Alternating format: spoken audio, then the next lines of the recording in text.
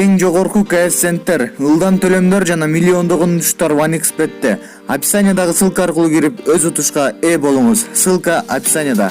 Жана ошондой эле приложенияны смартфонуңузга көчүрүп, ал жактан ВКонтакте, Одноклассник, Google+ аркылуу регистрация болуп ойносоңуздар болот. Ыңгайлуу жана бат оюнчуларга сый-урмат. Эгерде ушул убакта ушул саатта сиздин апаңыз алдыңызда тирүү болуп турса, сиз эмне кылмаксыз?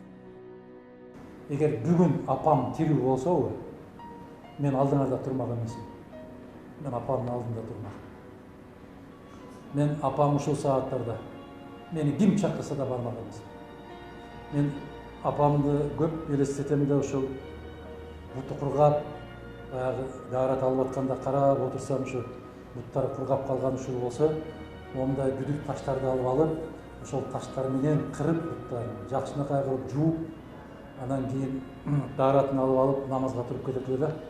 Эгер мен бүгүн апам тирүү болсо, бутун менен жууп берет элем. Бутун менен жууп алып, мен тамамдарын нөөтөп,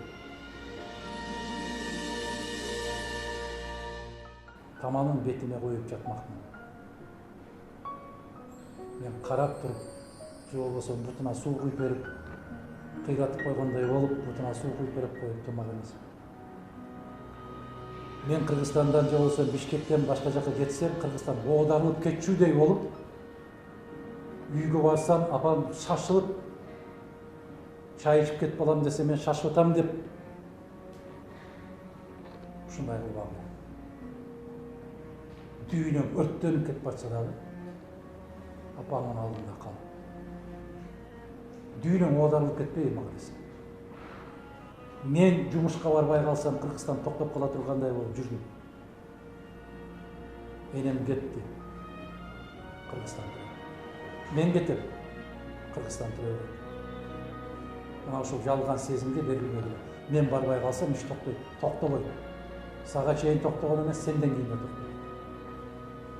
Энеңдин барып бутун кучактап, мен мүмкүнчүлүк болушунча апа ишим бар деп мен жаргызадан чыкмак эмесмин.